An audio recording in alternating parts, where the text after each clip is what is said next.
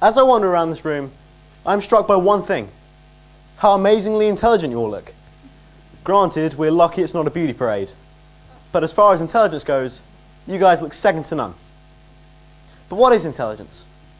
Ask yourself now, what does it mean? Well, psychologist Howard Gardner once theorized that intelligence came in 8 different forms, and the human brain was capable of dealing with just these 8 different forms. These included linguistic and mathematical forms, but also social, sporty and artistic intelligences, and people could be geniuses when it came to any or all of these things.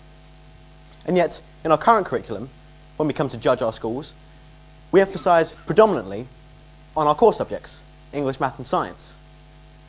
Now, I'm not going to stand here and suggest that those things aren't important, because they indeed are. However, who's to say that these other things aren't just as important? After all, who wants to live in a world in which the most exciting point of your day is that conversation you had with your wife about quadratic equations? I want you to do me a favour here. I want you to briefly put away your intelligence for a bit and instead use something called your imagination. I want you to imagine a world in which the amazing achievements of the human spirit are not celebrated at all. A world without sport.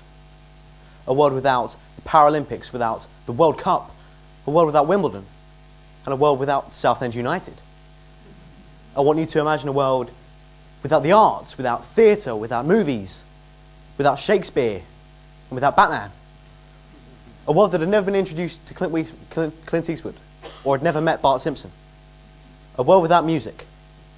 From Beethoven, to the Beach Boys, to Bon Jovi, to the Beatles, to Bob Marley.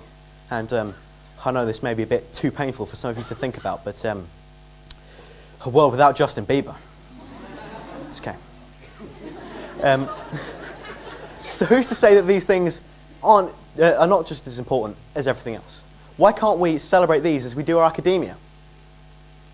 Let's not make a future where the most important thing to us is the position of that semicolon or the makeup of that right-angled triangle, and instead build a future where we are encouraged to express ourselves. After all, is that not why me and the rest of the speakers are here today? To express ourselves. I'm going to ask you to pick up that paintbrush, run that race and sing that song.